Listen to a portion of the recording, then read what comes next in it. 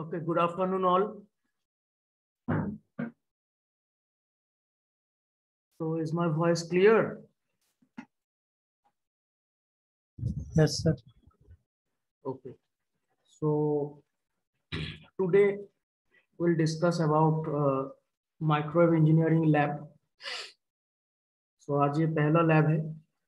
So इसमें हम लोग बेसिक क्या क्या माइक्रोवेव लैब में हम लोग यूज करते हैं और बेसिक क्या क्या माइक्रोवेव कंपोनेंट्स है थोड़ा बहुत तो हम लोग देखे हैं थ्योरी में कि क्या क्या होता है. माइक्रोवेव सिग्नल बेसिकली क्या है थोड़ा बहुत आइडिया हुआ है.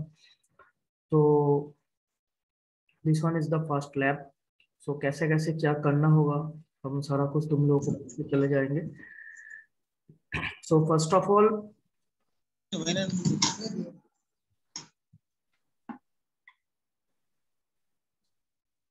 हाँ, तो फर्स्ट ऑफ ऑल जो ये लैब है बेसिकली एक हाई फ्रीक्वेंसी लैब है. ठीक है, जो कि आरएफ रेडियो फ्रीक्वेंसी. सो बहुत ही सेंसिटिव लैब होता है. So it is very very वही तो कह रहे हैं. गौरव, प्लीज अगर तुम बात नहीं कर रहे हो तो म्यूट करो अपना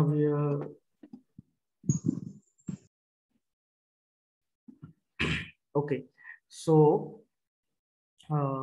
तो ये जो लैब है बेसिकली एक हाई फ्रीक्वेंसी एंड बहुत ही सेंसिटिव लैब है. सो अगर फिजिकली ये होता तो बहुत ही अच्छा होता. But due to this pandemic there is no way alternative way.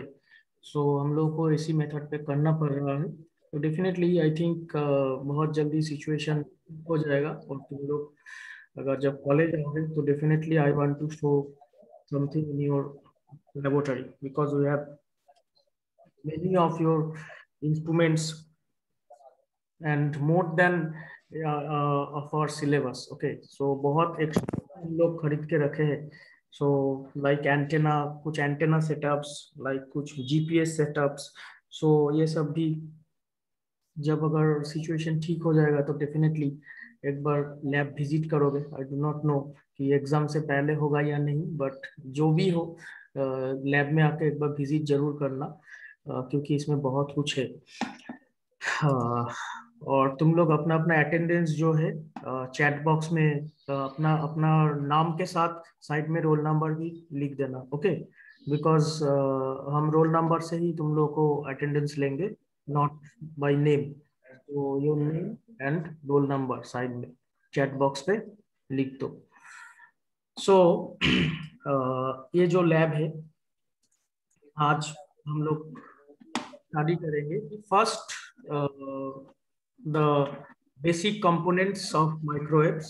Okay, and में जो टेस्ट बेंच होता है वो भी क्या है वो भी हम लोग देखेंगे. और गूगल क्लासरूम पे ऑलरेडी हम माइक्रोवेव लैब 1 करके उसमें दो वीडियोस का लिंक पोस्ट किए हैं. ठीक है, एक हम ही लोगों का बना हुआ है.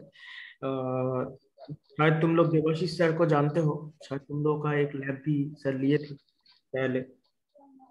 तो देवाशीष सर और हम मिलकर एक वीडियो बनाए थे तो उसको हम पोस्ट किए हैं लैब में.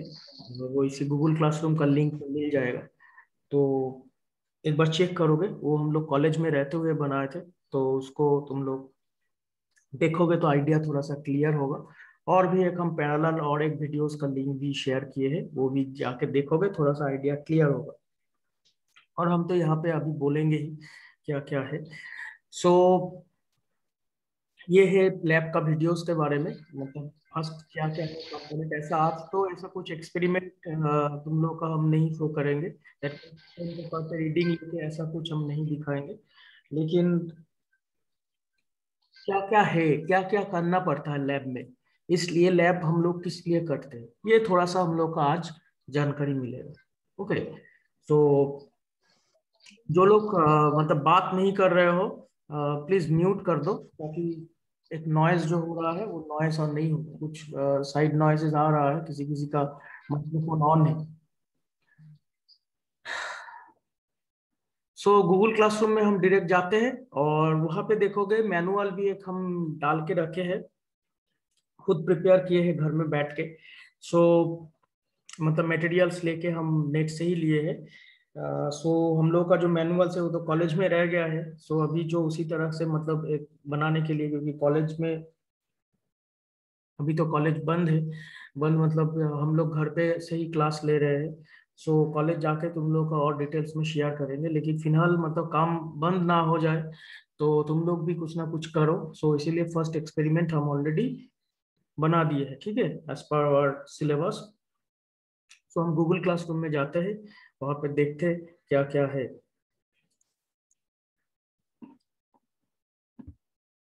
सो this one is the Google classroom. And ये जो एक्सपेरिमेंट है तुम्हारा microwave lab 1, study of microwave components. Okay, so is my screen visible properly?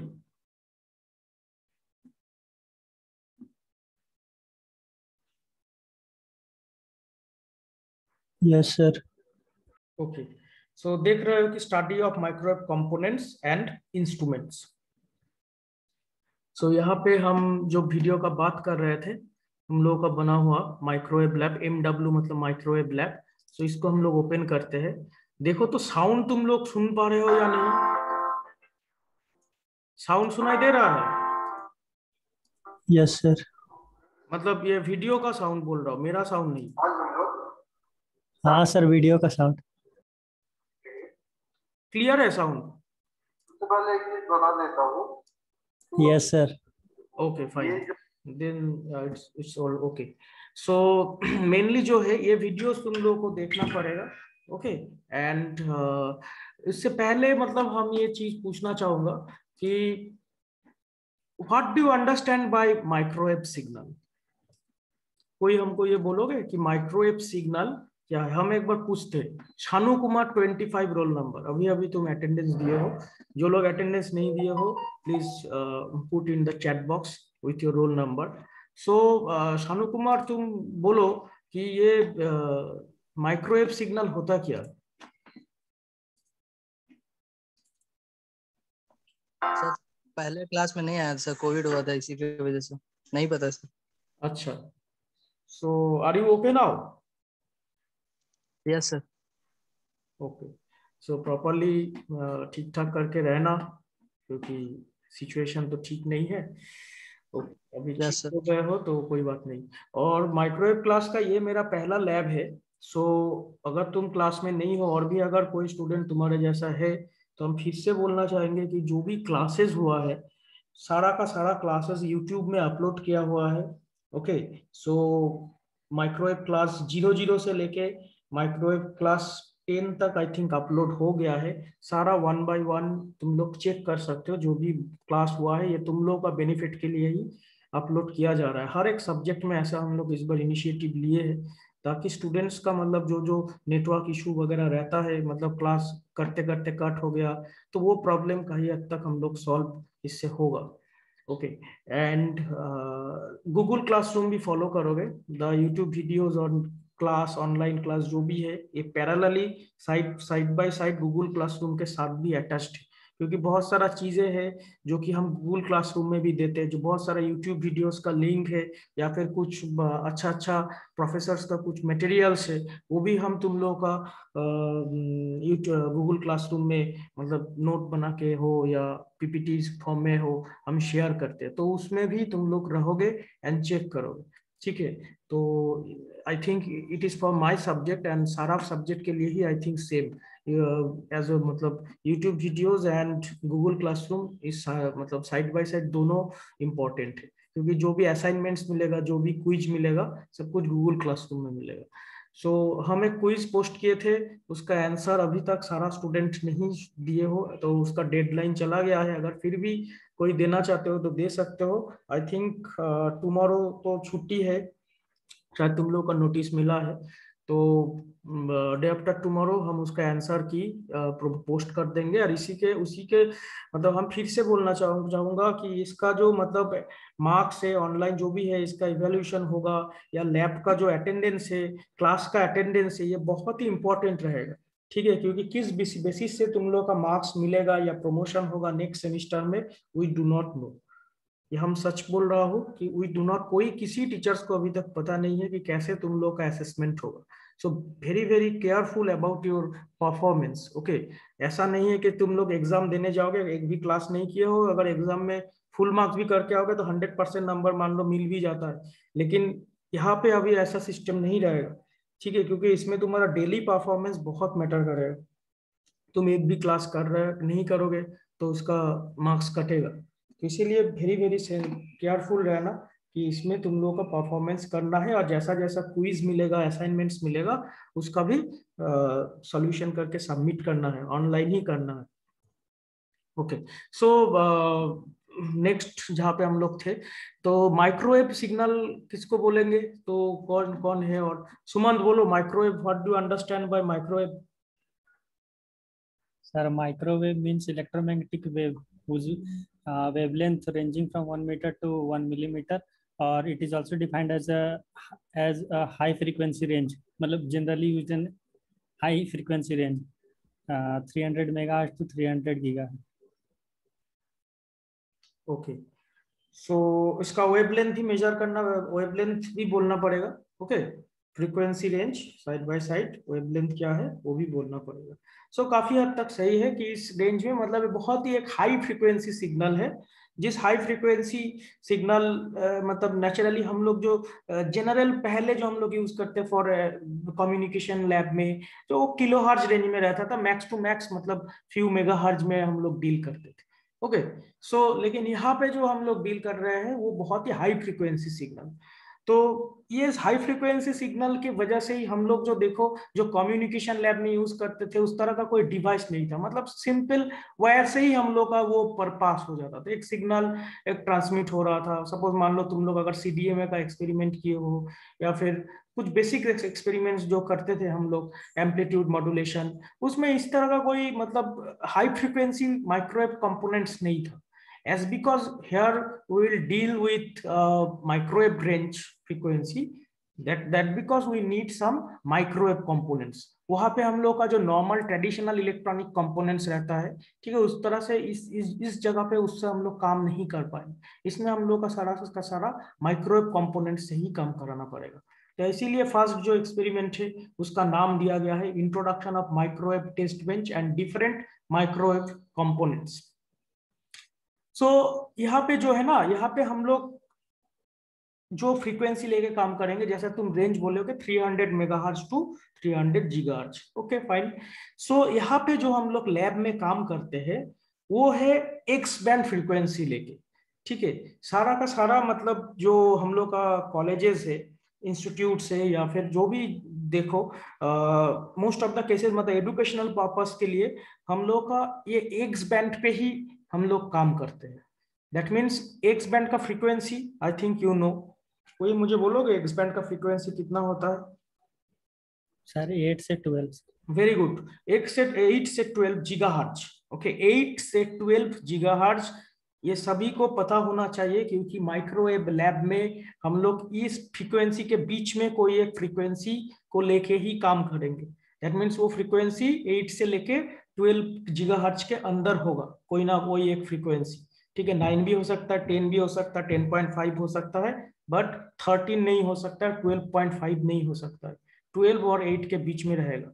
Okay, so ये है मेरा एक्स बैंड का फ्रीक्वेंसी रेंज, क्योंकि बहुत सारा जगह में तुम्हारा एक्सटर्नल जब क्वेश्चन पूछेगा तो ये बहुत ही कॉमन क्वेश्चन है, किस बैंड पे तुम लोग एक्सपेरिमेंट्स किए हो, करते हो। बहुत सारा स्टूडेंट्स को उस समय पता नहीं रहता है कि कौन सा था सर, हाई फ्रीक्वेंसी था, माइक्रोवेव था तो 300 मेगाहर्ट्ज टू 300 गीगाहर्ट्ज, ठीक है, that is the entire microwave band. But हम लोग लेबोरेटरी में पर्टिकुलर एक बैंड को लेके ही काम करता है, most of the educational purpose के लिए हम बोल रहे हो, ठीक है। रिसर्च लेवल पे या फिर कुछ अलग मतलब एक्सपेरिमेंट या क्या कुछ क्रिएटिव चीज बनाने के लिए हम लोग एक्सपेरिमेंट्स लैब, डिफरेंट लैब्स में अलग अलग बैंड का भी यूज होता है। ऐसा नहीं कि सिर्फ यही है, लेकिन मोस्ट ऑफ द केसेस में जनरल पर्पस स्टडी के लिए, अंडरस्टैंडिंग पर्पस के लिए ये बैंड हम लोग चूज किए। ओके, एंड इसका वेवलेंथ जो रेंज होता है, इसका वेवलेंथ रेंज होता है 3.75 टू 2.5 सेंटीमीटर। राइटिंग पैड,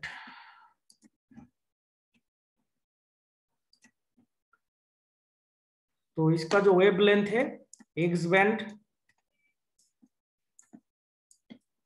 इसका फ्रीक्वेंसी क्या होगा 8 to 12 gigahertz, that is the frequency range. Okay, हम माउस से लिख रहे हैं, थोड़ा सा हैंडराइटिंग सही नहीं रहेगा, मेरे पास राइटिंग पैड नहीं है, माउस से कर रहा हूँ। और इसका जो वेव लेंथ है, इसका जो वेव लेंथ है लैम्डा, अगर मान लो वेव लेंथ, वेव लेंथ कितना क्या क्या हम बोल रहे हैं, याद रहोगे ये वैल्यू, इसीलिए हम लिख रहा हूँ क्योंकि ये यूट्यूब में अपलोड हो जाएगा आज ही।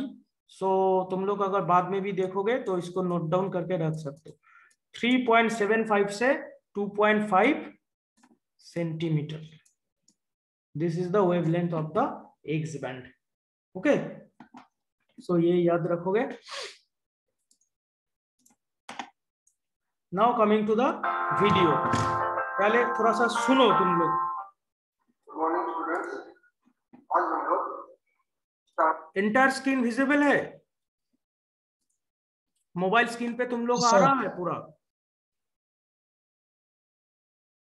Yes sir. ओके ठीक है, तो थोड़ा सा 1-2 मिनट सुनो, उसके बाद हम पॉज करके तुम लोगों को बोलेंगे।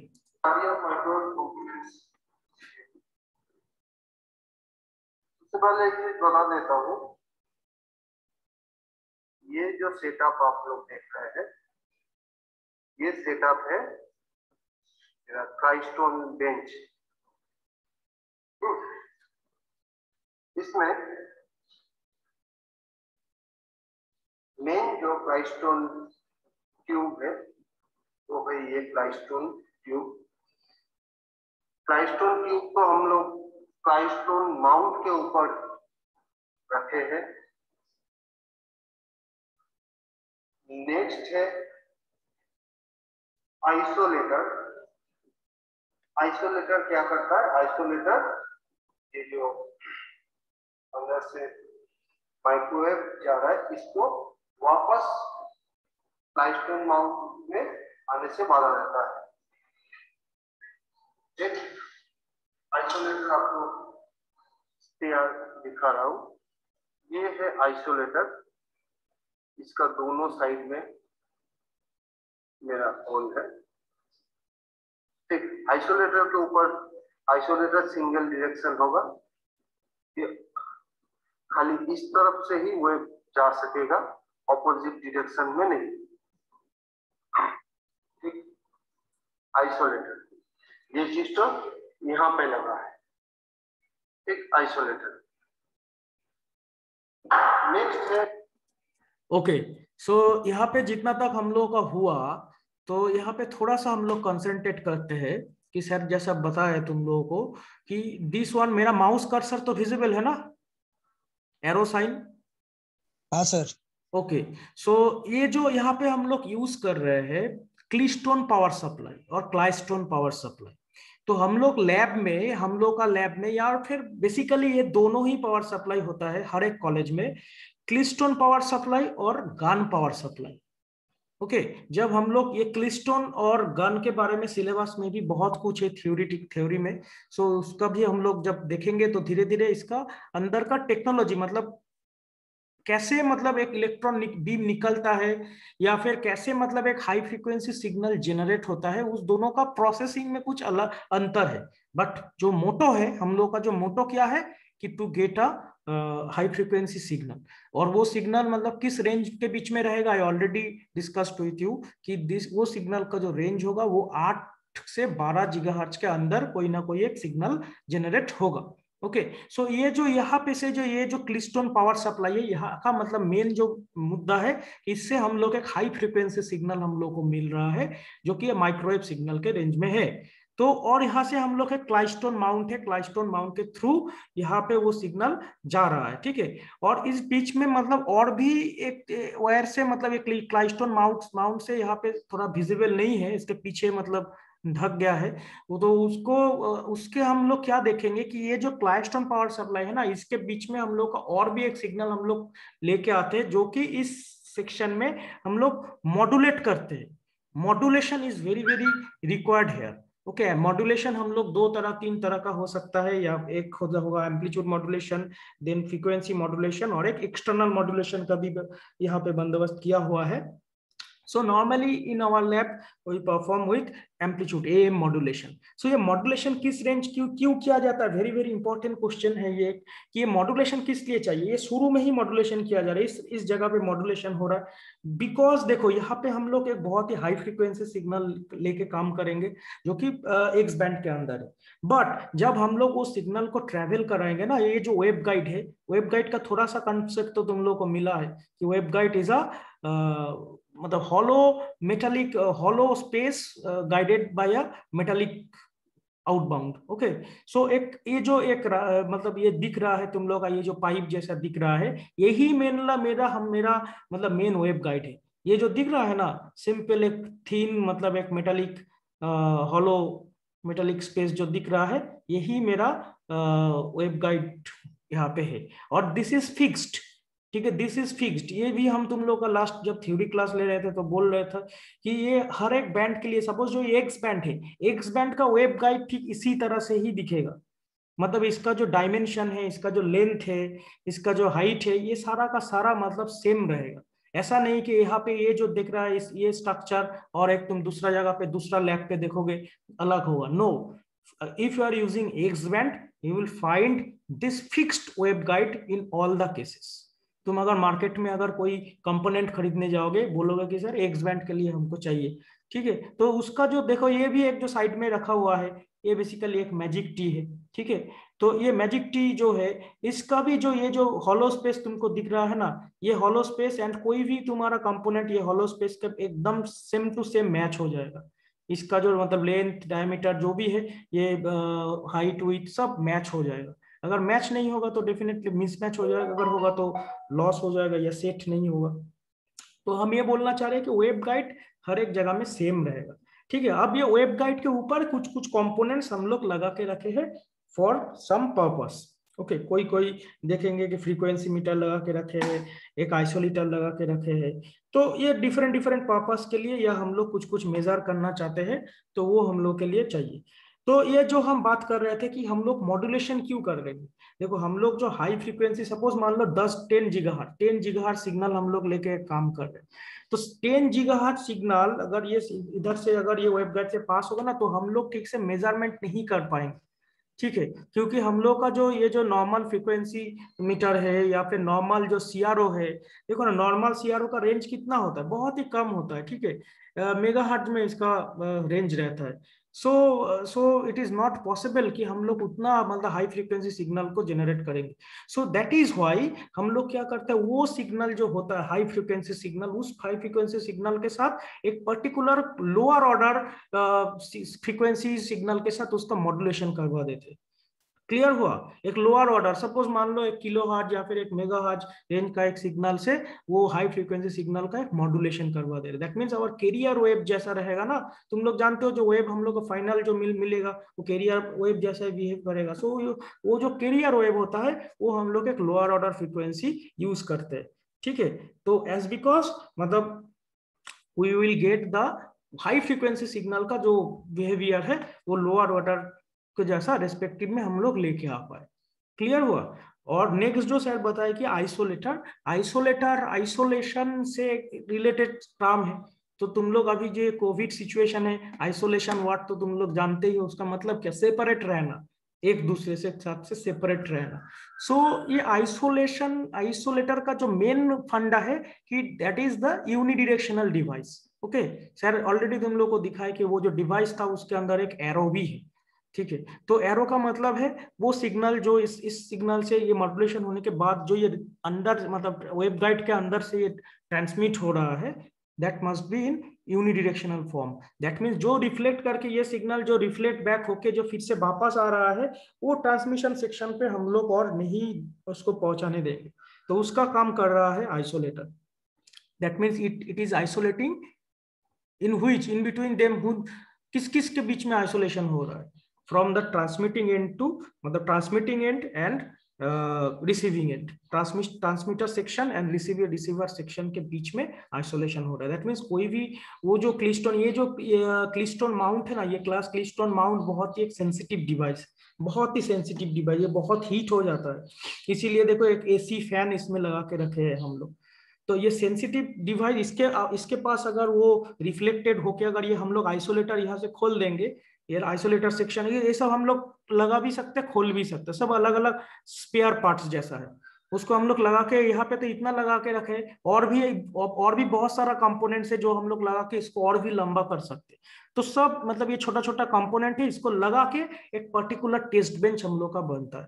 तो this is the very standard मतलब स्टेट बेंच हम लोग, मतलब टेस्ट बेंच मतलब हम लोग क्या बोल रहे हैं, मतलब कोई एक ऐसा कोई सिस्टम नहीं है कि ये पर्टिकुलर, सपोज मान लो यहाँ पे ये फ्रीक्वेंसी मीटर यहाँ पे दिख रहा है, अभी तुम लोग आएगा, ये फ्रीक्वेंसी मीटर इधर से मान लो हम लोग हटा देंगे तो क्या होगा, ये जो पार्ट है यार, ये पार्ट दोनों में सेट हो जाएगा, तो थोड़ा सा छोटा हो जाएगा, ठीक है। लेकिन ये सारा चीज जो बेसिक कंपोनेंट्स है ये नॉर्मली एक टेस्ट बेंच में होता ही है। लेकिन अगर हम लोग चाहेंगे और भी मान लो डायरेक्शनल कपलर लगा सकते हैं, ठीक है, फिर हम लोग एसएस ट्यूनर लगा सकते हैं, तो सर अभी दिखाएंगे तुम लोगों को।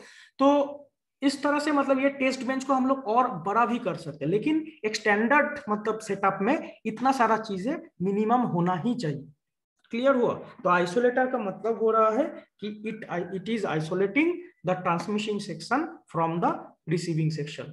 ओके, जो रिफ्लेक्ट बैक होके जो भी सिग्नल आ रहा है वो आइसोलेटर को क्रॉस करके ट्रांसमिटिंग एज सेक्शन पे नहीं जा रहा, क्योंकि ये उस तरह से सेटअप, उसका जो कंस्ट्रक्शन है अंदर में, उसका जो वेव कंस्ट्रक्शन है, ठीक उसी तरह से। एक नॉर्मली अगर प्रैक्टिकल सिचुएशन से अगर हम लोग समझेंगे, तुम लोग तो भाल्व देखे हो, भाल्व कोई भी चीज का मतलब जो पानी निकलता है भाल्व मतलब यूनिडायरेक्शनल होता है, मतलब एक साइड से फ्लो होता है, उल्टा साइड से जब आने जाएगा तो वो ब्लॉक हो जाएगा, वो रास्ता मतलब ब्लॉक हो जाएगा, ठीक है। तो दिस टाइप ऑफ इसका अंदर का जो कंस्ट्रक्शन है कुछ उस टाइप से किया हुआ है कि जो वेव्स आ रहा है ये इस डायरेक्शन से ही केवल इसमें फ्लो होगा। आई थिंक ये क्लियर हुआ। नेक्स्ट देखो, मेरा वेरिएबल एटेन्यूएटर, ये आप देख पा रहे हैं वेरिएबल एटेन्यूएटर, इसको वेरी करके हम लोग सिग्नल को एटेन्यूएट कर सकते हैं। इनिशियल पोजीशन का हम लोग कोई एटेन्यूएशन नहीं रखेंगे, एकदम इसको घुमा के एंड पोजीशन पे रख देंगे ताकि कोई सिग्नल एटेन्यूएट ना हो।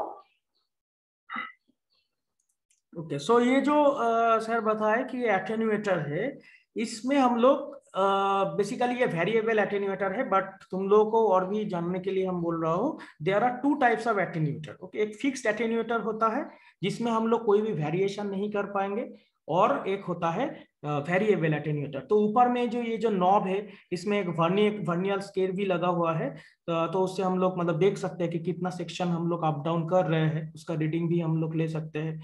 सो इनिशियली जैसे सर बताया कि इसमें हम लोग कोई भी एटेन्यूएशन नहीं रखेंगे, कि नॉर्मल इसमें फ्लो होने देंगे, ठीक है। एटेन्यूएशन मतलब क्या, सिग्नल्स को एटेन्यूएट करना, मतलब रोक रहे हैं हम लोग। तो इसका अगर हम लोग घुमा घुमा के एकदम पूरा टाइट कर देंगे ना, तो इसके अंदर से सपोज मान लो एक रॉड जैसा है, तो वो सिग्नल को एकदम मतलब ये जो वेव गाइड है इसको एकदम इसका पाथ क्लोज कर देगा।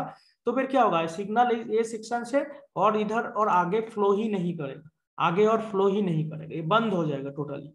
तो लेकिन अभी नॉर्मल इनिशियल स्टेट पे हम लोग इस सिग्नल्स को कुछ नहीं करेंगे, मतलब एकदम इसको नॉर्मली एज इट इज जैसा था वैसा फ्लो होने देंगे, ठीक है। एटेन्यूएटर को हम लोग कुछ हाथ नहीं लगाएंगे, ये टोटली ओपन कंडीशन में रहेगा। नेक्स्ट जो माइक्रोवेव कंपोनेंट है ये है मेरा फ्रीक्वेंसी मीटर।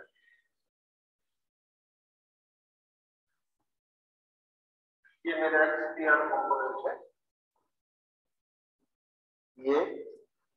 ये चीज तो यहाँ पे लगा है, ये है सामने से दिखा तो अच्छी तरह से देखिए, ये है मेरा फ्रीक्वेंसी मीटर। इस पे हम लोग रीडिंग कैसे लेंगे फ्रीक्वेंसी मीटर के, ये जो दो वायर देख रहे हैं और मिडिल में एक लाइन देख पा रहे हैं, अभी मेरा जो रीडिंग होगा वो है 9.02, क्योंकि ये देखिए दो दो वायर के मिडिल में एक लाइन है, ये लाइन से 9.02 मैच हो। इसको हम लोग रीडिंग लेके देखेंगे जब। ओके, सो ये जो दो मेटालिक सेक्शन है, दो मेटालिक सेक्शन के बीच में जो लाइन पास हो रहा है उस जगह पे ये लाइन हो रहा था, तो इसीलिए इसका रीडिंग हो रहा है 9.02। अगर हम लोग एज्यूम करेंगे, ठीक है, क्योंकि ये तो वीडियो है, अगर हम लोग एज्यूम करेंगे कि ये दो लाइन मेटल का है, ये जो दशा दिख रहा है ना रेड रेड कलर का, रेड कलर का दो लाइन है, इधर से अगर दो रेड लाइन, अगर ये अगर दो ठो रेड लाइन होता और मेरा अगर माउस कर्सर अगर ये रहता, मतलब ये वाला रेड लाइन अगर ये होता, तो फिर किस तरह से हम लोग का फ्रीक्वेंसी क्या होता? 10.45। राइट, दैट मीन समझ में आ रहा है ना कि ये जो रेड लाइन है, ये जो मतलब वर्टिकल जो रेड लाइन है, ये वर्टिकल रेड लाइन एंड ये जो दो ठो मतलब ये कॉपर जैसा दिख रहा है, ये जहां पे इंटरसेक्ट कर रहा है वही हम लोग फ्रीक्वेंसी उसको बोलेंगे कि ये इतना मतलब फ्रीक्वेंसी है। अब देखो नॉर्मली मतलब हम लोग जो फंक्शन जनरेटर यूज करते हैं, ठीक है, डीएसओ यूज करते हैं, सीआरओ यूज करते हैं, तो वो तो मेरा बेसिकली उसका रेंज कितना होता है, ठीक है, मेगाहर्ट्ज के रेंज में रहता है। तो ये गीगाहर्ट्ज रेंज में मतलब एक मान लो 9.02 यहाँ पे है, 9.02 वो भी गीगाहर्ट्ज रेंज में, मतलब इसको मेजर करने के लिए हम लोग के पास उस तरह का डीएसओ नहीं, अगर होता तो डायरेक्टली हम लोग ये सिग्नल को डीएसओ में दे के मेजर कर लेते, है ना, लेकिन हम लोग का डीएसओ का एक रेंज रहता है, एक पर्टिकुलर रेंज तक ही उसमें हम लोग मेजर कर पाएंगे, उससे अगर ज्यादा हो जाएगा तो इट इज नॉट पॉसिबल। सो इस दैट इज व्हाई यहाँ पे जब फ्रीक्वेंसी मीटर जिस दिन इसका एक्सपेरिमेंट होगा तो ये इसका अंदर में मतलब थोड़ा सा हम लोग जानने का कोशिश करेंगे कि हाउ इट वर्क्स, लेकिन अभी फिलहाल इतना जानो कि as because we are giving you the basic demonstration कि फ्रीक्वेंसी मीटर है, तो फ्रीक्वेंसी मीटर से हम लोग एक मतलब ओवरऑल ये सिग्नल का फ्रीक्वेंसी किस तरह से हो सकता है, ठीक है, तो ये इससे हम लोग पता करते हैं, ठीक है, ये कोई इलेक्ट्रॉनिक डिवाइस नहीं है, इसके अंदर कुछ मैकेनिज्म है जिसके वजह से इसके मतलब टोटल यहाँ पे जो खेल है वो इम्पिडेंस मैचिंग एंड मिसमैचिंग का ही है, ठीक है, जहां पे मतलब ये इम्पिडेंस मैच हो रहा है वहीं पे हम लोग का मतलब ये सिग्नल एक होगा, रिफ्लेक्शन बैक होगा, मतलब इस डिवाइस को यूज करके हम लोग यहाँ से मेजर नहीं कर पाएंगे, ठीक है, मतलब यहाँ से हम लोग एक इंडिकेशन मिलेगा, मतलब इसको हम लोग को घुमाना पड़ेगा, घुमाना अभी देखो सर घुमाएंगे इसको घुमाने के बाद हम लोग का और कोई डिवाइस में उसका रिफ्लेक्शन दिखेगा। क्लियर हुआ? सपोज मान लो एक प्रैक्टिकल अगर हम एग्जांपल देंगे कि सपोज मान लो हम मान लो गौरव के हाथ में थोड़ा सा मतलब दबा रहे हैं, तो वो कुछ नहीं कर रहा है, एक सर्टेन पॉइंट आएगा जहां पे वो क्या करेगा, बोलेगा नहीं सर आप छोड़ दीजिए बहुत दर्द हो रहा है, ठीक है, तो उस पर्टिकुलर पॉइंट पे मतलब क्या है, मतलब उसमें उससे ज्यादा वो नहीं टॉलरेट कर पाएगा। जस्ट हम एज्यूम मतलब तुम लोगों को समझाने के लिए बोल रहा हूँ, गौरव इसको बुरा मत मान लेना। सो मतलब जहां पे मतलब उसका एक मैक्सिमम टॉलरेंस पॉइंट है वो तब तक वो चुप रहेगा, उसके बाद वो क्या करेगा, आइदर चीखेगा या फिर कुछ आवाज करेगा। क्लियर हुआ? दैट मीन्स वो जो पर्टिकुलर पॉइंट है, देखो वो तो हम तो हाथ से दबा रहे थे, लेकिन वो रिफ्लेक्शन मतलब आउटपुट कहाँ से आया, मुख से आया ना, जो कि बोल सकता है कुछ, ठीक उसी तरह से हम लोग अगर उसका आउटपुट टर्मिनल से जो इस सिग्नल्स का मेजर लेंगे, रीडिंग लेंगे, दैट मीन्स वो VSWR मीटर हो सकता है, वो पावर मीटर हो सकता है, या फिर वो CRO भी हो सकता है, तो उससे हम लोग क्या देखेंगे, कुछ अंतर देखेंगे, कुछ मतलब कुछ जो कुछ अनइवन देखेंगे जो कि नहीं होना, तो उस पॉइंट पे हम लोग समझ जाएंगे कि यहाँ पे कुछ है, यहाँ पे कुछ मतलब मैटर है, ठीक है, तो उस हिसाब से हम लोग फ्रीक्वेंसी मेजर करते हैं। देखो अभी ये है मेरा फ्रीक्वेंसी मीटर, ठीक, इसको घुमा के हम लोग रीडिंग लेते हैं। हाँ, तो वहां पे जो छोटा छोटा करके जो लिखा हुआ था ना, मतलब ये जो सारा रीडिंग जो था, सारा जो यहाँ पे रीडिंग से इसका रेंज है 8 टू लेके 12 तक, ठीक है, दैट मीन्स एकदम नीचे है इसका 8 एंड एकदम ऊपर में 12, मतलब इस रेंज के बीच में ही हम लोग का, क्योंकि हम लोग इस रेंज के अंदर कोई एक पर्टिकुलर फ्रीक्वेंसी प्रोवाइड किया है, तो इस रेंज के बाहर नहीं जाएगा, तो इसमें जितना भी तुम्हारा लिखा हुआ है सब 8 से लेके 12 के बीच में ही रहेगा, इसका जो रेंज है फ्रीक्वेंसी मीटर का। इसको घुमा के हम लोग रीडिंग लेते हैं।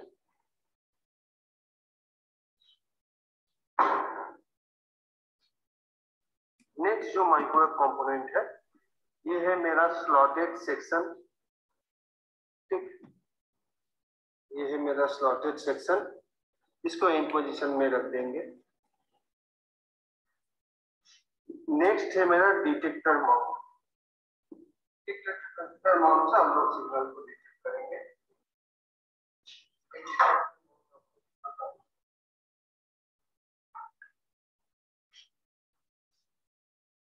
ये है मेरा डिटेक्टर माउंट। ऑब्वियसली वेरिएबल ये, इससे हम लोग वेरी करके हम लोग इम्पीडेंस मैच करते हैं ताकि ऑप्टिमम पावर ट्रांसफर होगा। यहाँ पे एक डिटेक्टर डायोड लगा है इस कंपोनेंट के अंदर। ठीक है, ये चीज तो लगा है यहाँ पे एकदम एंड पे। ठीक, ये देखिए यहाँ पे मेरा बीएनसी कनेक्टर लगेगा। ये है डिटेक्टर माउंट।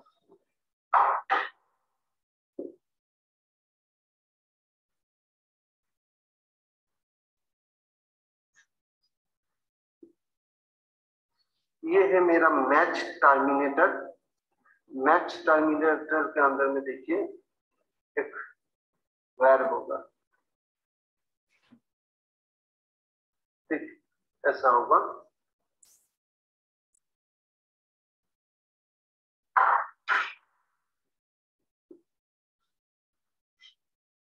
ये जो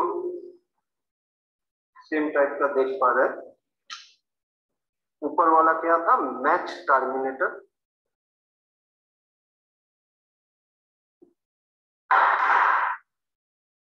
ये है मेरा मूवेबल शॉर्ट।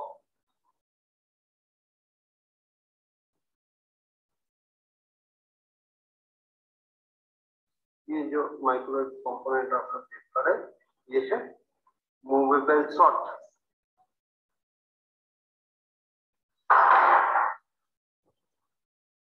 नेक्स्ट, ये जो कंपोनेंट आप लोग देख पा रहे हैं,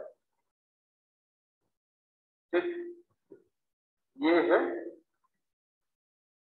मेरा सर्कुलेटर। ये है मेरा सर्कुलेटर। सर्कुलेटर पे ऑलवेज 3 गो होल होगा, पोर्ट 1, पोर्ट 2 एंड बीच में port 3। Circulator always clockwise direction पे सर्कुलेट करेगा, एंटी क्लॉकवाइज नहीं।